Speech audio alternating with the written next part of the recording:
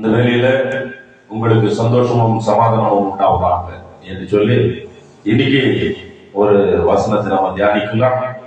யாத்திராகமம் 13ஆம் அதிகாரம் 21-22 வசனத்தை நாம் தியானிக்க போகிறோம். யாத்திராகமம் 13ஆம் அதிகாரம் 21-22 வசனத்தை நாம் வாசிக்க போகிறோம்.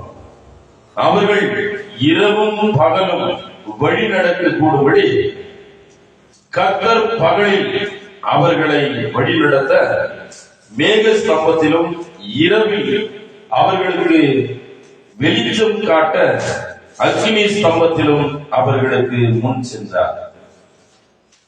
பகலிலே மேக ஸ்தம்பமும் இரவிலே அக்கினி ஸ்தம்பமும் ஜனங்களிடத்தில் இருந்து விலகி போகவில்லை. அல்லேலூயா. இன்னைக்கு ஆண்டவராகிய இயேசு கிறிஸ்து ஆண்டவர் தெரிந்து கொள்ளப்பட்ட ஜனங்களை ஒரு நாளும் ஒரு பொழுதும் அவர் கைவிடுவதே இல்லை.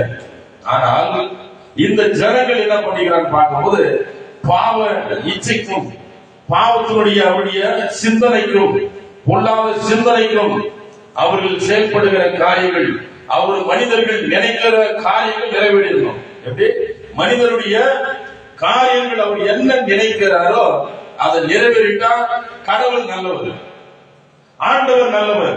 அவரை நேசிக்கிற எல்லாரும் அவர்கள் என்ன பண்ணுவாங்க? நல்லவர்களாக இருக்கிறார்கள். ஆனால் தெய்வம் ஆண்டவராகி இயேசு கிறிஸ்து பிதாவாகிய தேவன் இந்த இஸ்ரவேலை தெரிந்து கொண்டு அவர் ஒரு சிறுமையானவர், கோலும் கையுமாக அவருடைய என்ன பண்ணாங்க? அவருடைய மாமாவிடத்தில் அவர் ஓடி போகிற ஒரு விஷயம் கடந்து போகிறார். வெறியும் கோலும் கை ஒண்ணுமே இல்லை. பரிவாரங்கள் எல்லாத்தையும் என்ன பண்ணாங்க? பிடிங்கி போட்டுட்டாங்க. திருடர்கள் அழித்து விட்டார்கள், பிடிங்கி கொண்டு போயிட்டாங்க. ஆனா அப்பேற்பட்ட ஒரு மனிதன், ஒன்றுமே இல்லாத ஒரு மனிதனுக்கு அவர் என்ன பண்ணுகிறார்? திருமணம் பண்ணி 12 பிள்ளைகளை அவர்கள் பெற்றெடுத்து, இன்னொரு ஒரு பெண் 13 பேர் அவருக்கு, ஆனா ஆண் பிள்ளைகள் மாத்திரம் 12 பேர். அது மாத்திரம் தான் இந்த வேதத்தில் கணக்கு வந்து கொண்டிருக்கிறது. இப்பேற்பட்ட ஒரு மனிதன் இருக்கிற ஒரு இடத்துல அந்த உலகத்தில் அவர் மூலியமாக ஆசீர்வதிக்கப்படுகிற யாக்கோபின் மூலியமாய் அவருடைய அண்ணனுடைய சேஷ்ட புத்திர பாகத்தை என்ன பண்ணார்? விட்டு போட்டு விட்டார். தன்னுடைய சகோதரனுக்காக ஒரு சாதாரண ஒரு சாப்பிடுகிற அந்த பைத்தியம் கஞ்சிக்காக என்ன பண்ணாருங்க? அவரு விட்டு போட்டு விட்டார். அதனுடைய அன்பு, அதனுடைய அனுபவம் அவருக்கு தெரியல. ஆனா இது எப்படிப்பட்ட ஒரு விஷயமாக மாறிச்சு அப்படின்னு சொல்லும் போது, இந்த சாதாரண ஒரு மனிதனுக்கு, சாதாரண ஒரு நபருக்கு இப்பேற்பட்டத இந்த உலகமே அறியக்கூடியதான, எப்படிங்க இந்த உலகமே அறியக்கூடியதான ஒரு ஜனமாக வந்து மாற்ற போகிறேன். யாருங்க? சாதாரணமா இருக்கிற ஒரு மனுஷன், ஆடு மேய்த்து இருக்கிற ஒரு மனுஷனை, எப்படிங்க ஆடு மேய்த்து இருக்கிற ஒரு மனிதனை இவர் என்ன பண்ணுகிறாங்க? அவரை ஆண்டவர் ஆசீர்வதித்த ஒரு தகப்பனார் மூலியமாக அவர் குடும்பத்தை வீழ்ச்சி அடை செய்து அவர் மூலியமாக 12 கோத்திரத்தை உருவாக்கி, அந்த 12 கோத்திரங்கள் இப்ப இந்த உலகம் அறியப்படுகிறதான ஒரு உலகமாக இந்த இஸ்ரேல் தேசம் இருக்கிறது. அல்லேலூயா. ஆனால் அது மாத்திரமில்லை, எகிப்து தேசத்திலிருந்து புறப்பட பண்ணின ஆண்டவர், எகிப்து தேசத்திலிருந்து புறப்பட பண்ணின தெய்வம் ஏன் என்று பார்க்கும் பொழுது அவர்கள் இரவும் பகலும், இரவில அவர்களுக்கு அக்கினி ஸ்தம்பமாக வந்தார். இரவில அவர்களுக்கு அக்கினி ஸ்தம்பம், குளிருக்கு குளிராகவும் வெளிச்சத்துக்கு வெளிச்சமாகவும் எல்லா தேவைகளுக்கு ஆண்டவராகிய இயேசு கிறிஸ்து பிதாவாகிய தேவன் அவர்களுக்கு வழி நடத்துகின்றவராய் கூட காணப்பட்டார். பகலிலே மேக ஸ்தம்பம், பகலிலே மேக ஸ்தம்பமாக வழிநடத்தினார். அவர் எப்படி எந்த அளவுக்கு போகிறார்களோ அந்த அளவுக்கு மேக ஸ்தம்பத்தை பிதாவாகிய தேவன் கொடுத்தார். இது எல்லாம் செய்துவிட்டு கூட பிதாவாகிய தேவனை இஸ்ரேல் ஜனம் மறந்தது என்ன? எப்படிங்க? இஸ்ரேல் ஜனம் மறந்து விட்டார்கள். இன்றைக்கு கூட யுத்தங்கள் நடக்கிற இன்றைக்கு கூட பிதாவாகிய தேவனை நினைவு கூறுகிறது இல்லை. இவர் வழிநடத்திக் கொண்டு வருக்கும் பொழுது அந்த இடமெல்லாம் செங்கடலை இரண்டாக பிளந்தார். அதே போல காடுகள் வேணும், எனக்கு இறைச்சி சாப்பிட வேணும் என்று சொல்லும் போது இறைச்சியை கொடுத்தார். தேவ தூதர்கள் உண்ணும் அந்த பர்வத மன்னாவை கொடுத்தார். அதையெல்லாம் மறந்துட்டாங்க. யாரு? அது எல்லாம் இந்த மனிதர்கள், இந்த கோத்திரத்தினுடைய காரியங்கள். இஸ்ரவேலர் மாத்திரமில்ல, அதுல உள்ள எபேசியர், எபூசியர் எல்லாமே அந்த உள்ளுக்கு தான் கடந்தாங்க. அவர்கள் எல்லாம் எகிப்தியர்கள், அந்நிய ஜனம் உள்ள புகுந்து எல்லாவற்றையும் கிறிஸ்துவத்துக்குள்ள நாசம் பண்ணுகிறதாய் கூட காணப்பட்டது. இப்ப இல்ல, அன்றைக்கு. அதே போலதான் இந்த உலகம் தேவன் என்ன ஒரு நல்லது செய்தாலும் அவரை திருப்பி கேள்வி கேட்கிறவர்களாக கூட காணப்பட்டார்கள். ஏன் ஆண்டவர் உன்னோடு மூலியமா தான் பேசணுமா? எப்படிங்க? ஆண்டவர் உன்னோடு மூலியம் தான் பேசணுமா? உங்களை மட்டும் ஆண்டவர் வழி நடத்தி கொண்டு வந்தார். பகலிலே மேக ஸ்தம்பமாகவும் இரவிலே அக்கினி ஸ்தம்பமாக உங்களை மட்டும் தான் நடத்தி வந்தாரா? நாங்களும் அதில் தான் பயணித்துக் கொண்டிருக்கிறோம். நாங்கள் என்ன பண்ணோம்? அதோடு கூட தான் பயணித்துக் கொண்டு வந்தோம் என்று சொல்லப்படுகிற விஷயங்கள் அதிகமாக உண்டு. ஆனால் இன்னைக்கு காலை நேரத்தில் இப்பேற்பட்டதான இந்த உலகத்தில் வாழ்கிற நம்மை கூட அன்று இஸ்ரவேலை காக்கிற தேவன் இன்னும் தூங்குவதும் இல்லை, உறங்குவதும் இல்லை. அவரை கட்டி காப்பாற்றிக் கொண்டிருக்கிறார். நீ எந்த நாடா இருந்தாலும் சரி, எந்த வித நீங்கள் அரக்கராய்களாகி இருந்தாலும் சரி, கோலியாத்தை எப்படி தாவீதை வைத்து எப்படி முறியடித்தாரோ அந்த காலத்தில் அதே போலதான் இப்பொழுதும் கூட அது நடந்து கொண்டிருக்கிறதை நாம் அறிந்து கொள்ள வேண்டும். நம்மை வழிநடத்துகிற ஆண்டவரை ஒரு நாளும் ஒரு பொழுதும் நாம் குறை சொல்லிவிடவே கூடாது. தெய்வங்களை வணங்குகிறவர்கள் அந்நியர்கள் அப்படியாக இருக்கிறவர்கள் கூட அவர் வணங்குகிற கடவுளை, உனக்கு காது இருக்குதா, மூக்கு இருக்குதா, வாய் இருக்குதா, கண்டு இருக்குதா, எல்லாமே சொல்லி நம்ம எதுவுமே கேட்கவே கூடாது. அவர்களும் வழி நடத்துகிறவர் பிதாவாகிய தேவன் என்று சொல்லி நாம் அறிந்து கொள்ள வேண்டும். அல்லேலூயா. அவர்கள் இரவும் பகலும் வழிநடக்க கூடும்படி கர்த்தர் பகலில் அவர்களை வழிநடத்த மேக ஸ்தம்பத்திலும் அவர்களை வழிநடத்த மேக ஸ்தம்பமும். நம்ம நினைக்கிறோம், இந்த உலகத்தில் அநேக பேர் நினைக்கிறாங்க, நான் எது செய்தாலும், நான் எதை கை வைத்து செய்தாலும் அந்த ஒரு வேலை எனக்கு நடக்கிறது இல்லை நினைக்கிறாங்க. பேசிக்கொண்டுதான் இருக்கிறார். தினம் நிச்சயம் காலையில் எழுந்தவுடனே அவர்களுக்கு வருகிற விஷயங்கள் வேறு மாதிரி, சிந்தனைகள் பலவிதம், இருதயத்தின் சிந்தனை, இருதயத்தின் அந்த நினைவுகள் வேற மாதிரி தான் இருக்கும். நான் காலை நேரத்தில் சொல்லுகிறேன், அவர்கள் இரவும் பகலும் வழிநடக்க கூடும்படிக்கு கர்த்தர் பகலிலே அவர்களை வழிநடத்த மேக ஸ்தம்பத்திலும். மேக ஸ்தம்பம் சாதாரணப்பட்டது அல்ல. நம்ம மேகம் வரும்பொழுது மழை வருது நம்ம நினைக்கிறோம். ஆனால் அந்த இஸ்ரேலர்கள் அந்த மேகம் வரும்பொழுது எல்லாம் அவர் நினைக்கலாம், ஐயோ ஆண்டவருடைய என்ன பண்ணாங்க, ஆண்டவர் என்னை காக்க போகிறார் என்று அர்த்தம். ஆண்டவர் என்னை காக்க போறார் என்று அர்த்தம். இரவிலே அக்கினி ஸ்தம்பம் வெளிச்சம் வருகிறது என்று சொன்னால் அவருக்கு கூட என்ன பண்ணாங்க, எனக்கு அனலும் இல்ல, குளிரும் இல்ல, எனக்கு என்ன பண்றாரு, ஹீட், அந்த வெப்பத்தை கொடுக்கிற ஆண்டவர். அதை யோசிக்கணும். இந்த உலகத்தில் நம்ம நிறைய பேர் நினைக்கிறோம், நம்ம வண்டியை கழுவுறோம், எல்லாமே கழுவுறோம். நம்ம வண்டியை கழுவி நம்ம என்ன பண்ணோம், சுத்தப்படுத்துறோம்.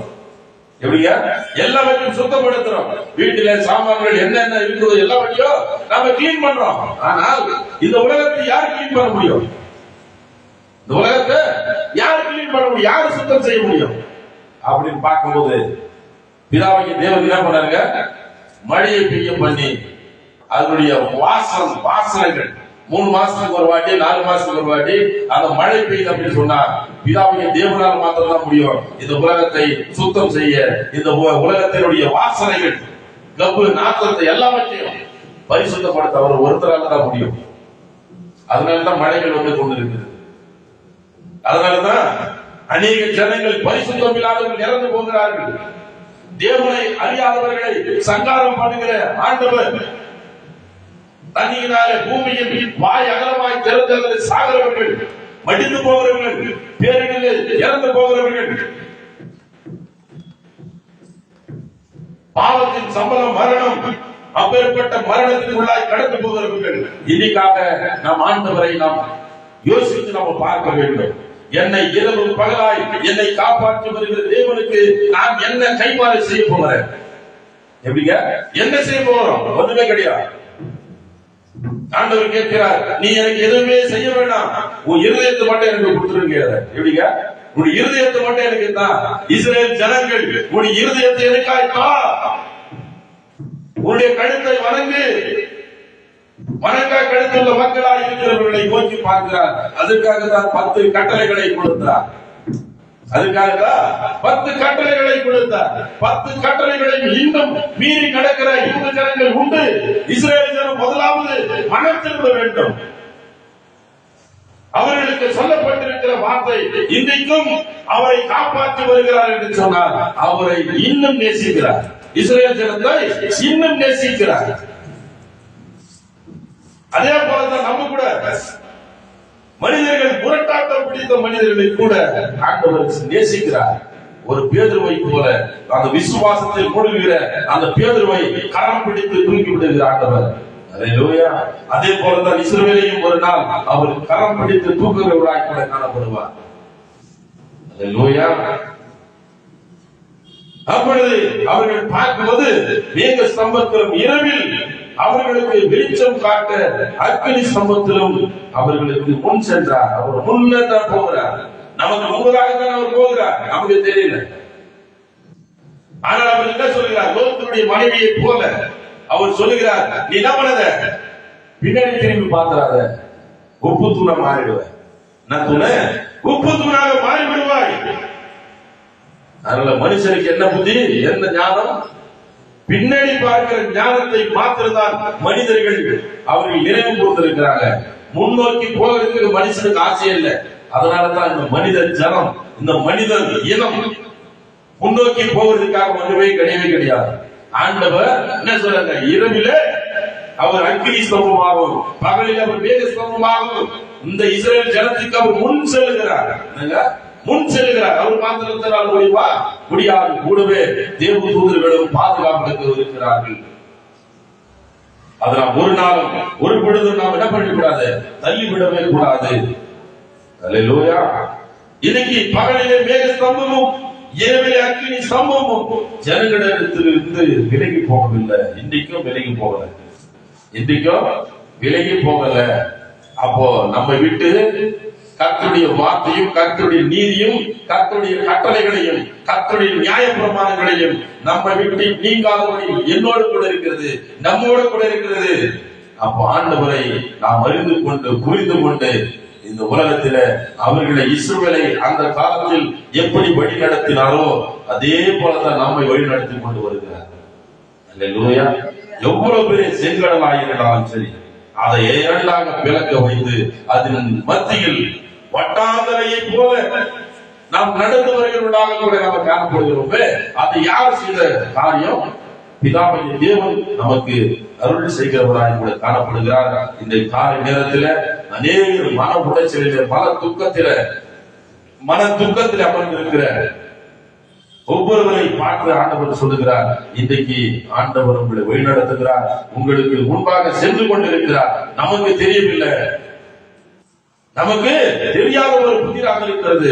ஆனால் உங்களுக்கு நமக்கு முன்பதாக கர்த்தர் இயேசு கிறிஸ்து நடந்து போகிறார். அவருடைய தேவ தூதர்களை வைத்து நம்மை பாதுகாக்கிறார். ஒரு நாளும் ஒரு பொழுதும் நாம் கஷ்டத்தோடு கண்ணீரோடு இருந்து விடாதபடிக்கு என் தெய்வம் என்னை ஒரு நாள் என்னை ஆசீர்வதிப்பார், என்னை வழிநடத்துவார், என்னை கானான் தேசத்துக்கு என்னை அழைத்துக் கொண்டு போவார். எப்படி? ஒரு நாள் என்ன பண்ணாரு? என்னை கானான் தேசத்துல என்னை அழைத்துக் கொண்டு போய் விடுவார். நீங்கள் வனாந்தரத்தில் அலைந்திருந்தாலும் கூட, சாப்பாடு இல்லைன்னு கூட பரவாயில்ல, தண்ணீரே இல்லைன்னு கூட பரவாயில்ல, ஆண்டவர் நம்மை வழி நடத்தி கொண்டுதான் இருக்கிறார் என்று சொல்லி நாம் மறக்கவே கூடாது.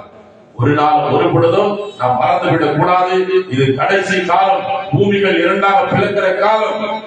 மழை தண்ணீர்களில் அடித்துக் கொண்டு போகிற காலம். தமிழ்நாட்டில் கூட சில பிரச்சனைகள் வரும் தண்ணீரினால.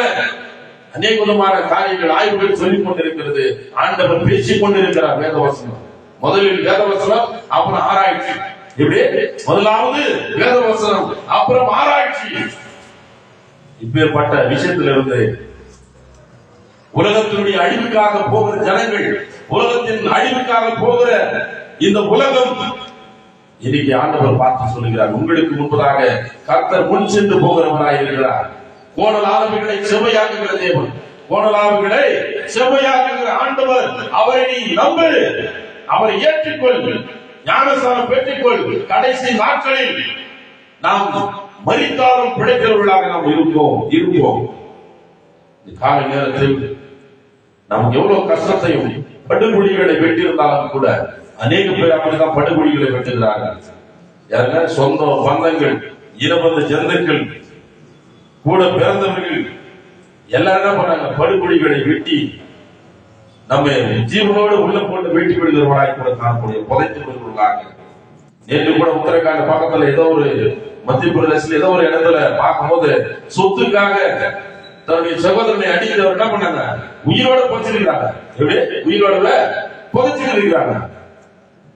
அப்ப தெருநாய்கள் போய் அதை என்ன பண்றாங்க? போயிட்டு அந்த பள்ளத்தை தோண்டி அவரை கடிக்கிறது போது அவருக்கு ஞானம், அவருக்கு என்ன பண்ணுது?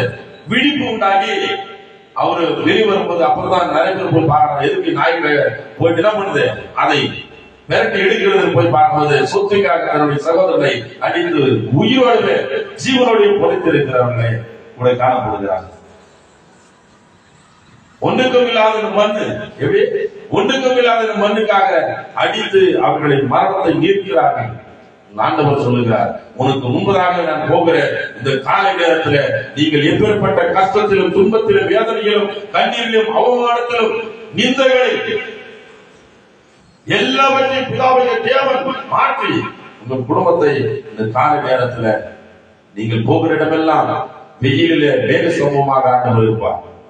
எப்படிங்க? பகலிலே மேக ஸ்தம்பமாகவும் இரவிலே அக்கினி ஸ்தம்பமாகவும் நம்மை வழிநடத்தி கொண்டு வருகிறார். நமக்கு தெரியல, ஆனால் இன்னைக்கு நம்ம தெரிந்து கொள்வோம். ஒரு நாள் ஒரு பொழுதும் கர்த்தரை, பிதாவின் தேவனை, அவருடைய கட்டளைகளை, அவருடைய நியாய பிரமாணங்களை நாம் கைவிட்டால் இந்த உலகம் நம்மை கைவிடும். பிதாவின் தேவன் நம்மை கைவிட்டு விடுவார். அதோடு கூட பாவத்தின் சம்பளம் மரணம். உன் பெயருக்கு நீ நிலைத்து நிற்காது. எங்க? உன் பெயர் இந்த பூமியில நிலைத்து நிற்காது. இயேசு கிறிஸ்துவின் புத்தகத்தில், ஜீவ புத்தகத்தில் நம்முடைய பெயர் எழுத வைக்க வேண்டும் என்று சொன்னார். பாவத்தை விட்டு மனம் திரும்பி இந்த உலகத்தில அநேக விதமான காரியங்களில் நாம மனம் திரும்பி பரிசுத்தவான்களாய் நாம் வாழ இந்த கால நேரத்தில் பிதா, குமாரன், பரிசுத்த ஆவியின் நாமத்தில் இந்த பாடத்தை இதோடு கூட கேட்கிற ஒவ்வொருவரையும் ஆண்டவர் ஆசீர்வதிப்பார் என்று சொல்லி இந்த பாடத்தை இதோடு முடிக்கலாம். ஆமென்.